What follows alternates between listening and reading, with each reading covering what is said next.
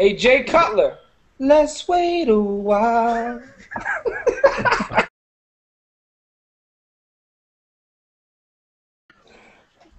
Greetings, sports fans. Welcome to another edition of Field Vision, brought to you by War Room Sports in conjunction with Sports Kings.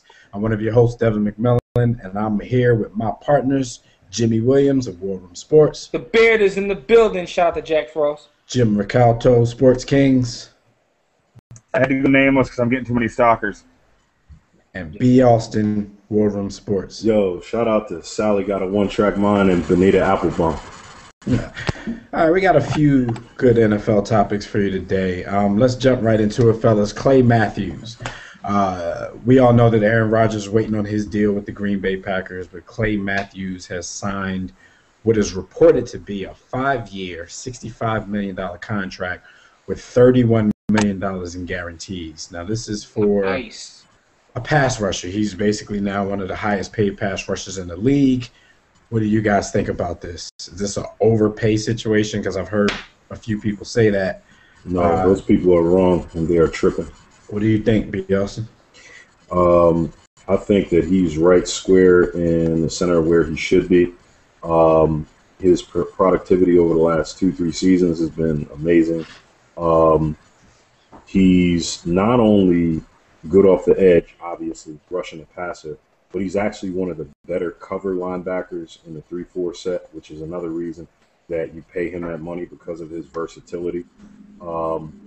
He gives maximum effort against the run. I wouldn't say that he's a run stopper, but he's not a weakness there. So all around, he's just very, very good to great all around at his position. So I think that it was a good deal. I mean, on top of that, I don't really agree in the run area, but like you said, he's not really a weakness in that area. But on top of everything you said, he's also a leader because it seems like the guys on the defense actually look to Clay Matthews to get them fired up at times and things like that. That was going to be the point that I made. If you watch when he's in the game, they play different.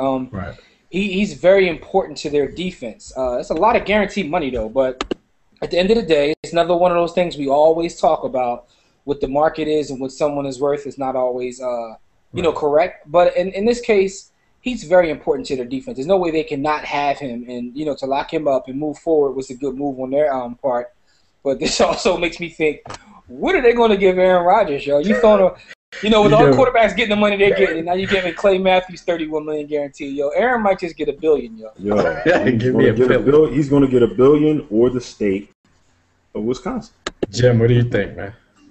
At first glance, I thought that was a gross overpayment, but then I actually took the time to look at this productivity, and you're looking at 42.5 sacks, 7 forced fumbles, 4 interceptions over 4 years.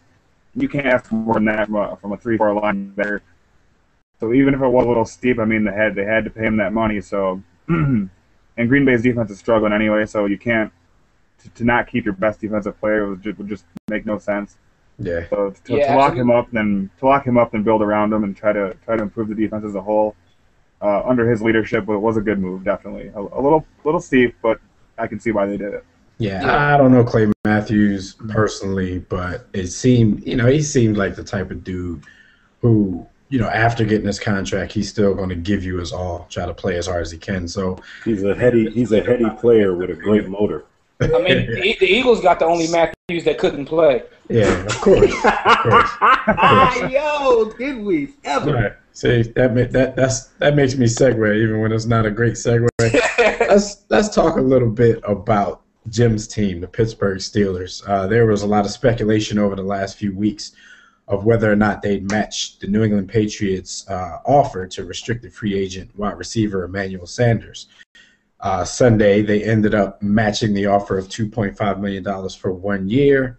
Jim, we talked about it off air, but, let us know. Are you happy about that move? What's your thoughts on that? I'm absolutely ecstatic. Number one, because I hate the Patriots and their sneaky little moves, and I'm glad they didn't get to steal them. And because that was the first restricted free agent since free agency began, like the history of it, to sign a 1-year deal. And I'm like, what is New England trying to pull here? So for $1.2 million more, because we already had 1.3 on the table for him, it was a no-brainer. You can't go into the season relying on Jericho Cotchery, Plaxico Burress, and then drafting a rookie to go with Antonio Brown. That would be that would just be our offense would have been atrocious. I mean, it's already pretty bad, so to even make it worse, not bringing back a guy that's proven that he can be dynamic would have been ridiculous. Right, So, in his few years in the league, his numbers are going up every year. So it seems like you invest in a guy like that. And he's been like, right, and he's been like the third or fourth option every year. Now he's going to get his chance, and I think he can be dynamic if he stays healthy. So for that price, it was a no-brainer. And I hate New England. I hate Bill Belichick. Stop trying to steal our players. Yo, it's funny because when I saw this, I wonder if the Patriots really wanted him, or it was one of those things because, like you just said, in 1.3, and they gave him 2.5. Like, right. You know, they probably just wanted to drive Pittsburgh's. I mean, it's just to be smart. But it's funny because everybody knows I'm a Broncos fan, but I hold the Steelers in high regard because they're a winning organization. But how far have they fallen that all week online has been a discussion about Emmanuel Sanders? Like, it's kind of crazy to me, This is kind of crazy to me. People have been really passionate about this conversation with Emmanuel Sanders, and I'm like, yo. Maybe they think it's Emmanuel Stewart. If you've seen him play, if you've seen just the potential that he has, I mean, you'd understand. You don't want Plaxico Burress being your number two. So. Yeah, I agree. Here's the thing, though. I want to see how he produces now that – he's not in that third option because we've seen receivers have to, take either a leading role or even move from the 3 to the 2, and it doesn't always work out, So it's one thing to be the third option and have to move up to the 2. I'm going to go on a limb and say he's going to end up being better than Mike Wallace. I think so, too. I think so, too. Yo, Dev has something first off, Jim, you're a Steelers fan, so that doesn't count. But Dev, we shall see. You really believe that? I don't. Yeah, I do. I've seen him play, enough, and like we always talk about with Mike Wallace, he's good at what he does, but that's about all he can do. So I think Emmanuel Sanders end up being a little bit better. Mike Wallace, I will say this: Mike Wallace drops the ball a lot. He's Joey Galloway, 2013. But we talk about how everybody's getting paid. One player, he kind of inquired about getting paid, and his team basically gave him one big FOH. Bears quarterback Jay Cutler, he made it known that he wanted to renegotiate a little bit, and the Bears told him no days, no deal until 2014. Like, we're not even going to talk about it. Jimmy, I know how you feel about this, but you can go ahead and start us off. Like, is that fair for Cutler, considering everybody else getting paid? Man, I'm not the biggest Jay Cutler fan. Never have been the biggest Jay Cutler fan. I wasn't a Jay Cutler fan when the Broncos drafted him. Never wanted him as my quarterback. I always thought that he was a quitter. So, we shall see. So far in his career, he's proven me right. At the end of the day, I'm not because I can't even be objective when it comes to Jay Cutler. So therefore, I'm just going to let Jim speak. Salute to the Bears, though. Way to make the right decision. This is that man's money.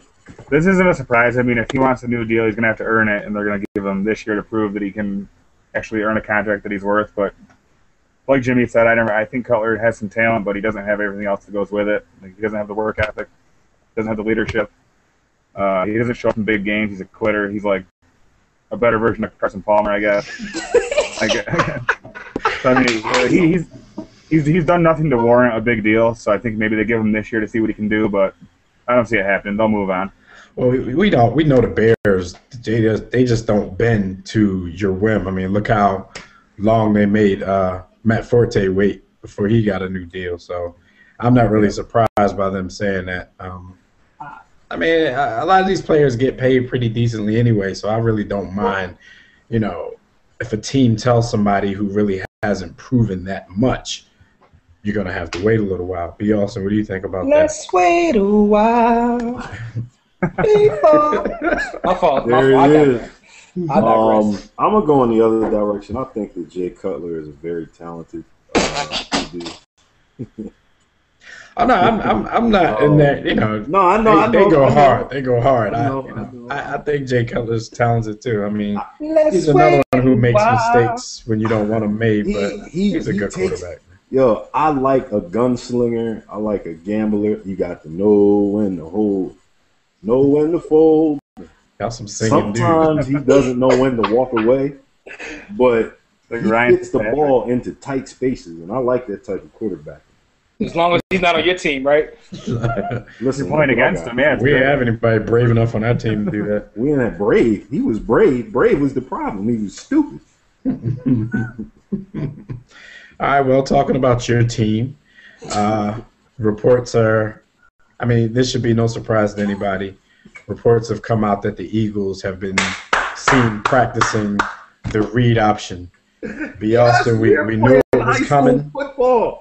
We knew it was coming the day that they didn't let Michael Vick go on his way. What do you think about the read option for your hometown, Philadelphia Eagles? Are you asking me? All right. Monkey show us down. Yo, we about to run the option, yo, in the NFL. Do you believe in this offense? Here's the problem. When you look at the Niners, they run maybe 7-10 plays of it. When you look at Seattle, they run even less. Probably about 8-7 plays. What? Yeah. They don't run. No. I was talking about the way you said it. Like you said, they run 7 plays. They run less. 8, Yeah. 7. Like 7, 7-8 your plays. math is Well, no, like you went 7 to 10. Like me in high school. But what, we talking a high school offense. Like me in college. See, no, it's a high school offense. See, the Redskins in our No, I'm division, talking about your math skills are like mine in college. Go ahead.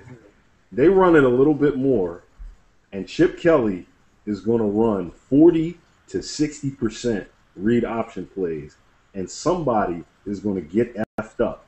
And I'm that's why he got 13 quarterbacks. I don't know. True. I don't know if it'll come out to a 40 to 60% clip, because even though Michael Vick is what he is, drop or back and throw.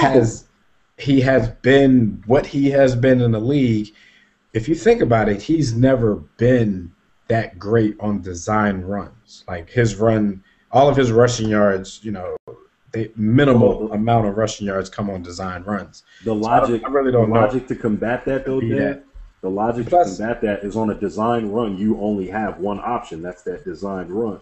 On a read option, they're saying, well, we're going to give you the option to pitch, and maybe the option Talking to about throw. Mike Vick, and you're using the word read. Come on. Like, yo, man. How successful can you be? Yo, man. All I'm saying is, Vic is gonna end up like Kevin Ware. whoa. Too soon. All I'm saying is this though. That was Is fun. it can't get any worse than it was last season, yo, because the Eagles had a brutal season. So you guys should be excited to watch something. It can, because listen, I mean, it's not even just about the read option. Chip Kelly's offense is about, getting to the line quick reads. Michael Vick Can't read. yo, can't Michael read Vick's any gonna be books. hurt before the preseason's over. Listen though, at the end of the day, man, Then I we're going to wanna expect see- Nick Foles to run. I want to see if Chip Kelly can bring his Friday Night Lights offense into the league. He's gonna be successful, man. This is karma. Yo, Nick This is Foles karma is not because faster than you, Jimmy. B. Austin and I have been on the air, radio show, videos. We've been on the air for about a year and a half, straight crapping on this offense. You know what I'm saying? So it's only karma. It's our bad karma that now this offense is coming. Hey, Dev, listen, y'all got the Friday Night Lights offense now. Now we need Boogie Moms.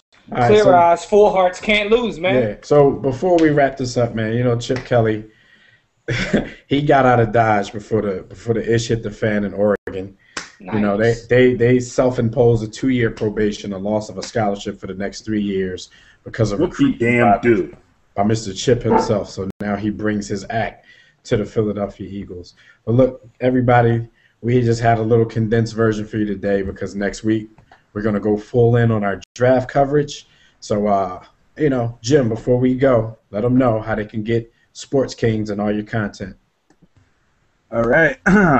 It's sports-kings.com. We've got 4 other sites dedicated to all 4 major sports. We're a young, talented team of up-and-coming writers in this thing we call blogosphere. Seems like there's a new website every day, so I'm proud that we've made some headway the way we have.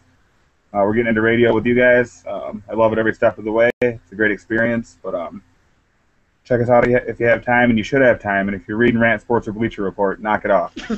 Damn. I was going to ask you. Like, not going to take no shots this week. That's what's up. Jimmy, War Room Sports, let them know. Yo, at War Room Sports, everywhere. Instagram, Twitter.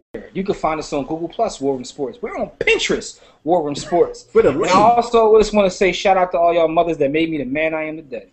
All right. So, like we said, we see you guys next week. This has been another episode, another edition of Field Vision.